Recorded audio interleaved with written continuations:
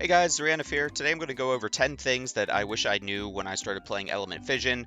These are going to be things that I know I'm asked in guild chat and things like that, so I know some of you guys are looking to know some of this stuff, and these are all just things that they either aren't entirely obvious to newer players or uh, just things that took me maybe a bit longer than it should have to understand, and I just wish I knew them earlier. So with that, guys, we'll dive into the list here.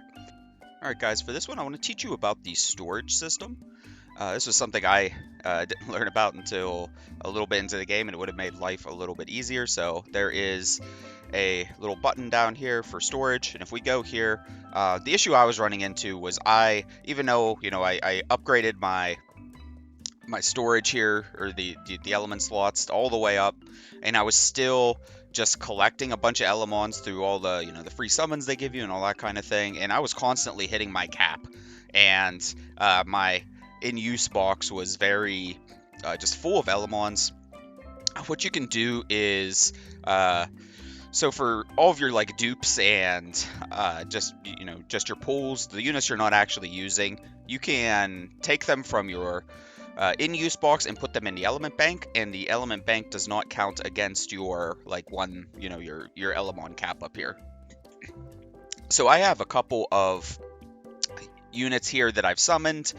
Don't particularly plan to use any of these right now, so what I'm going to do is just have it auto-select them, and then I'm going to move them from my in-use box to my element bank, and then watch up here, it will free up some of the space over here. And then what it does over on the element bank side is just stacks up the dupes for the units. You can see here I have like 59 of the giant here, and etc. And if you want to pull, let's say I want to build the blue assassin, I can come over here and it'll sort it by IVs, or the attributes here, and I could go and see like, oh, I have one that has a plus 8% attack, so I can click this one and bring him over to my box, and then that's the one that is available for use. So yeah, hopefully this one helps you guys manage your box a little bit better, and just a thing I wish I knew when I was starting out. Hey guys, for this next one, I want to talk a little bit about evolving your Elemon, so going from 4 to 5 star, 5 to 6 star, etc. When I was first starting out, I was using dupes of some of my units to kind of feed this up. I was thinking this was very much like Summoner's War. You probably don't want to do that. I think the more efficient route is to use wisps for your leveling up, for example, like something like this. The one thing I will say though is you don't have to spend your time going through your box and like clicking through all these wisps and leveling them up and all that stuff. You can just click this autofill button and it will do all that for you. So you can see, like for this box here, it's going to use these wisps, it's going to level them up for me, and it's going to turn them into a 4-star automatically. So if you just use the autofill button, it'll pick out, just your wisps here to start out. It'll also use, if you have the evolution cartridges on the side here, it'll use some of those as well. So we'll autofill here and just evolve our lightning rat. Yeah, there you guys go. That's something that I wish I knew starting out. Alright guys, so next thing I want to teach you about is inheriting traits. So let's say I have this giant, I've already leveled him to 6 stars, he has okay PVs here, the physical values, he has some HP, and he has some defense, so at the time I said, hey, this is my best one, I'm going to level him up, he's already skilled up and all that good stuff. But it's been a while, I've pulled 59 others, and if we go over to my Elemon bank and check them out, I have one with a plus 10 HP bonus here. I would rather have this one be my leveled up 6-starred unit with all of the skills. So there's a way that we can transfer that IV over to the unit I already have. So we're going to take him out of the box. We're going to go back over to the strengthen. And first thing we need to do is, for the one we're going to take the IVs from, or the PVs. We need to find him over here in our box first. Here he is. And he needs to be at least 4-star. If they're a nat 4, already there, but he's a nat 3, so we need to level him up. So I'm just going to use the autofill, use some experience capsules. My experience capsules will disappear. Fine. I don't know why he gives me a wording for that. He's level 30. I'm going to evolve again. Just going to autofill with the wisps. And okay, so he's level 4 or 4 stars now. He doesn't need to be leveled up from this point. But what we're going to do now is go over to the inherit interface. And what we're going to do is for this box on the left,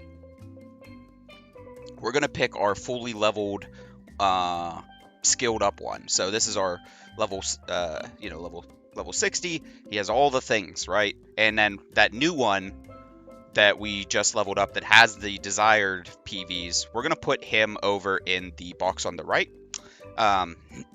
This interface a little bit confusing in what it looks like, and I was kind of scared, like, oh, am I doing this right? Am I doing this wrong?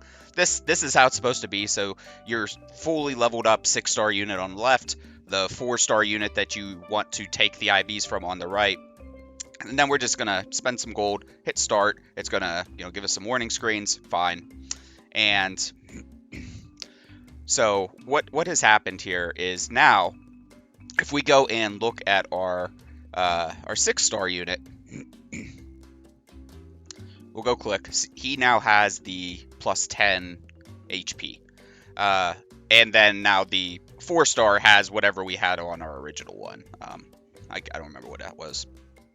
A couple things to note is it will flip-flop the runes or your gears. So if I had a bunch of gears on my original 6-star unit, they're now going to be over on that 4-star unit. So you're going to need to go over and switch gears out. And there's a quick way you do that. I'll show you that real quick too. So if you go to your Elemon screen and you go down to click your unit and go down here to the gears. And if you go over to plans, you can do quick gear transfer. So I could go down and I didn't have gears on him, but I could just go down and click on my 4-star giant and then put the runes back to where they're supposed to go. That's maybe something that I would recommend the developers maybe think about a little bit, is keeping, because you're pretty much gonna do that like every single time. So why not just have the runes or the gears go on to the 6-star unit? But yeah, there you guys go. Hopefully that's helpful in understanding the inherit system. That was one that I was too scared to understand how it worked because I didn't want to mess up my units. One thing I will say is there is a cooldown on it. I don't remember what it is off the top of my head. It's a couple hours, something like that. So you can only do this every once in a while, but it is worth your time to slowly upgrade your IVs or your PVs on your units and make sure you're using the best unit that you can. All right, hopefully that one helps you out, guys. All right, guys, for this next one, I'm going to teach you about gear conversion and amplification. So let's say we have a gear, and you guys might be wondering, how do you get these extra stats added to it? How do you switch out stats, all that good stuff? So if you click on any of your gears and you go to the reinforce, there's two different things you can do here. One is a conversion. So you could take one of your stats, and I only have one selected because I've already done a conversion, but normally it'd be any of your stats, and you can click on that stat, and if you have a what do they call them, conversion crystal or whatever, you can switch out the stat. So the bears no longer scale with attack, so I don't want attack on my bear anymore. I'm going to give him something else. I can look through my conversions here, and I'll show you guys how to get these in a moment, but let's say just for example here, I want to put defense on him. So I could come to convert. It'll say it's going to get rid of my attack and it's going to switch it to defense, and I say sure, that's what I want. So now we have defense here. The other thing you can do is amplify. So your existing stats, you can upgrade them to add more stats onto them. So that what we were doing for conversion was just the white number here, the base stats for it. And you could keep converting this. Like if I wanted to go back in, and I don't know if I have any more, but we could try here. So we have 8%. I could put this one on, and it's a random chance at what number it's going to generate. It'll generate between 5 and 9. So we could technically strengthen this with a little bit of luck. Probably won't, but we'll see. Yeah, it might take you guys a couple times, but you can grind that up to 9 there with the blue ones, and, you know, even higher with some of these other ones. But the amplification crystals, they're the green numbers. So these are going to add on to your base stat. So we just did defense, so I want to upgrade my defense. So what I do is come over here, grab an amplification crystal, and it's going to do a random number, but it's going to increase the stats here.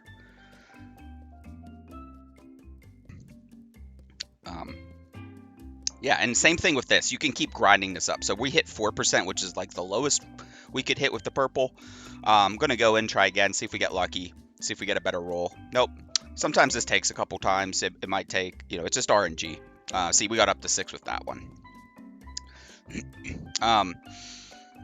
So, a couple things to note. Not all of your stats are grindable. Crit rate, crit damage, resistance, luck, accuracy. Those, you can change the white number, but you can't add a green number to those. All the other ones, HP, defense, you know, flat, and the percentages, speed, you can grind up. So just to note that. And where you get these, if you guys don't know, so whenever we go to the embark screen, the first thing you need to do to get these is you need to clear your story mode. So you need to get through secret base. When you do that, you will unlock Abyss Dungeon. Whenever you make your way through, you know, beating some of these, the ones that give you the converters are over here in the radioactive desert. So these are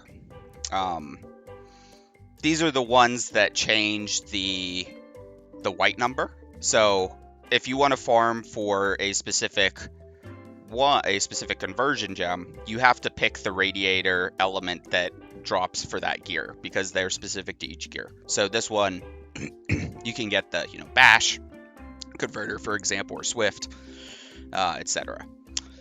Now, once you beat one of the Abyss Dungeon bosses, and correct me down in the chat if it's been a little while, but I believe you beat one of the Abyss Dungeon bosses, and then you will unlock the Mental Fortress. Mental Fortress is where you guys get the amplification crystals, which are the green number, and it's a similar thing where you have to kind of farm the correct one. And there's different difficulties for that, but that is where you guys get the amplification crystals and conversion crystals and how they work. So this next one's maybe a smaller tip in the grand scheme of things, but I think it's a good quality of life one, especially if you don't know about it. So is your chat full of just like people's gears that they're upgrading and leveling up, and it's just kind of cluttering your screen? You can filter that stuff out. So if you're on your chat window and you go down to this little gear, there's this gear block button. And what this does is you can set to your preference. So what this slider means is if I put 0, it's going to basically be like all the gears that people were upgrading and all that. If I put it on 5, it's only going to show me notifications if somebody gets a penta roll into a gear. So 5 of the same stat, which I don't think I've even had that at this point. So super rare. You could put it down to 4. So maybe you care about like if somebody gets a quad roll on speed or something in your guild and you kind of want to keep tabs on that, you could do that, you know, and so forth. So you can kind of put that to your preference. If you don't want to see any gears, just set it up to 5. You probably won't see anything for a while, but hopefully that helps you guys clean up your chat a little bit. All right, guys, for this next one, I want to teach you how to increase the number of battles that you could run with the auto feature at one time. So where you access the feature is going to be at the little gear bar, and there's going to be a repeat times in 5, 10, and 20. And the way you get the 10 and 20 times battles is actually out here in the challenges menu. So if you go to Dungeon Explorer, and then for whatever dungeon you're trying to unlock, the runs for. If you go down here to the end, there are these Conqueror challenges where they have these little red buttons. So this button is for the 10 times, and this button down here for Sweeper is the 20 times. And the way you unlock these is you have to clear the 10th floor, so the one before Heroic, with an average of 180 seconds in repeat mode without losing. So you basically need to, have your 10th floor team up and running pretty quickly. You'll get to the 10 runs, and then you'll get to the 20 runs here. Once you unlock those buttons, you can go and do 10 and 20 runs. Yeah, so there you guys go. Hopefully that helps you increase the farming efficiency for your dungeon runs if you guys didn't know how to do that.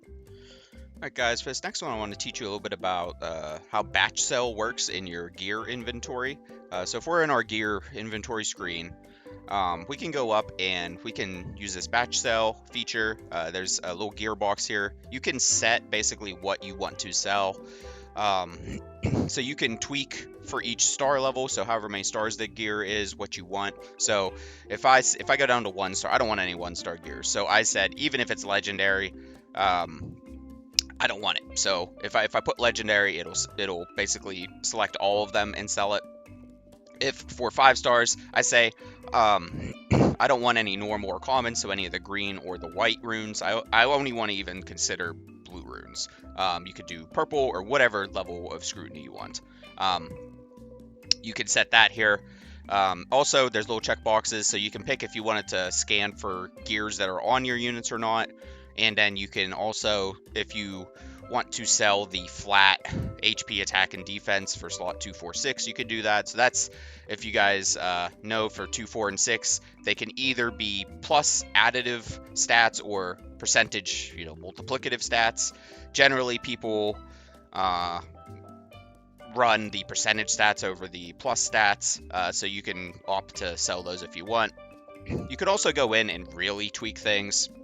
I'm not going to walk through all the details of this in this video, but if you guys really want to set your settings for gear to keep, you can work through that. But once you have your settings saved, you can then just go to the screen and then you can pick whatever gears you're trying to just get rid of. So I did some farming and I forgot to sell some gears from story mode, so I have a bunch of like 2 stars and all this stuff that it's just garbage and I don't want it. So now that I have my settings there, I just go to batch sell and it'll select them and I could just sell them right away. You can do this over your entire gear inventory and click batch sell, and it'll just select the ones that are meeting that criteria. So I don't even need to go down and look. I can just sell, and there was just one left. So I can just automatically sell that. So hopefully that helps you guys manage some of your gears. The other thing I'll say with this one is, let's say you want to go through and you don't want to keep any gears that don't have speed. So you've decided you're going fast.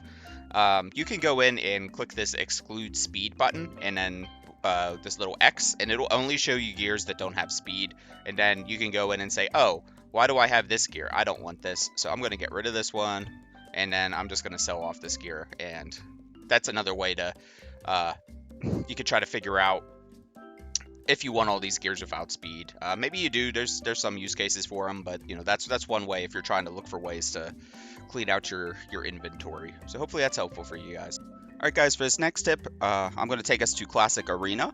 And as you know, there are a whole bunch of players. You can fight their defenses, all that good stuff. But maybe you don't have time to think through super strong teams to fight through player defenses. Maybe you don't want the stress of fighting player defenses. There is an option here for you to go to the training field, and this will bring up AI, or not. I don't know if it's AI or not, but computer defenses. These aren't real players, and they start out at easy or medium and hard, or whatever the difficulties are, ruthless. And you guys can fight these and still get your what are they called? The honor points. So I could go in, fight this medium battle. Go in. I'm just gonna use this team real quick here. They're usually not too hard to beat. So some of you know, if you're a newer player, you might be better off fighting some of these rather than fighting some player defenses. And this is a way to get you know, get a couple honor points here. So just wanted to put that out there, so help you guys get your honor points up a little bit easier. Alright guys, for this next one I want to teach you a little bit about a guild tip and trick. So the next one is going to be, if we go down to our guild and we learn, I want to teach you guys about how expedition works.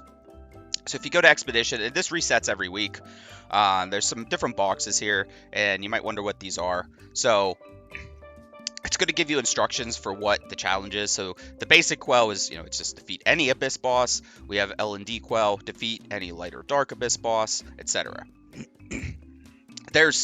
So what it's asking you to do, you know, so it wants you to go over to these specific bosses, and then it wants you to beat them.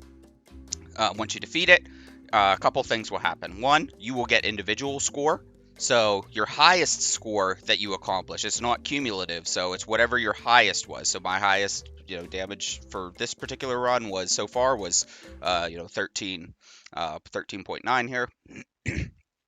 You will get individual rewards that you can collect for your score, and then your guildies, whenever they beat the boss, their individual score will go into this guild score, and then as your guild gets more points, you guys will get these guild rewards.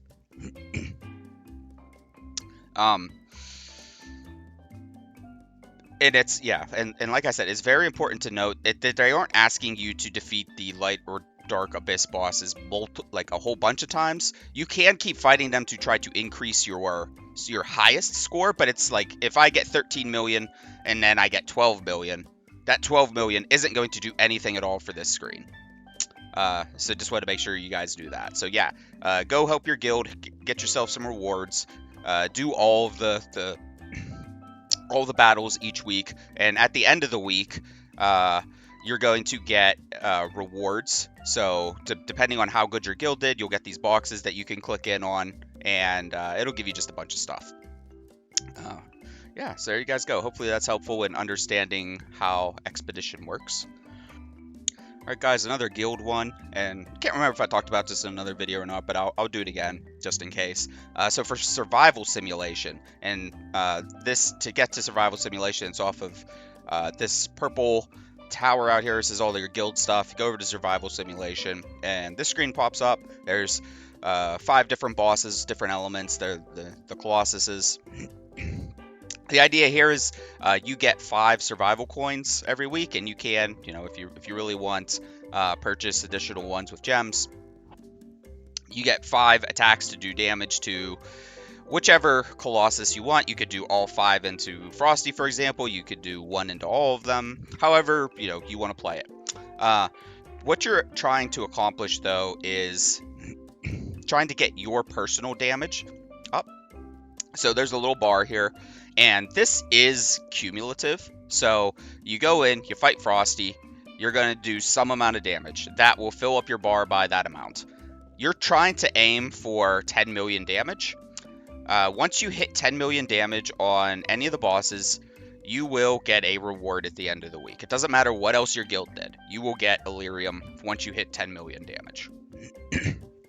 Now, if your guild does enough damage to kill the Colossus, you will upgrade the regular Illyrium reward to exclusive Illyrium. So that's the advantage for you know, for your guild. So you guys should try to coordinate on trying to kill something off if you want those exclusive ones. You know, looking at the screen here, my guild this week, I did 10 million damage into Frosty, into Metal, and into Chaotic. If you guys are wondering how to do that, I'll put a link down in the video to kind of my guide for those. So at the end of the week, I'm going to get 15 Illyrium no matter what. And we killed Frosty and we killed Chaotic. So I'm going to get 10 exclusive Illyrium, and I'm only going to get 5 regular Illyrium. Because even though the guild didn't kill this, I still did over 10 million damage to it. So, like I said, I get that reward no matter what. So hopefully that helps you guys just understand how this survival simulation works. There you guys go. Those are 10 things that I wish I knew when I was starting out playing Element Fission. Maybe you knew some of those. Hopefully you learned at least one tip or trick from this. Hopefully that was helpful. Oh, what's that, Mr. Bunny? There's a secret 11th thing that you guys can do. You could go down and like and subscribe to the video. All right, well, how corny was that? Yeah. Anyway, thanks so much for watching, guys. I'll catch you guys in the next one.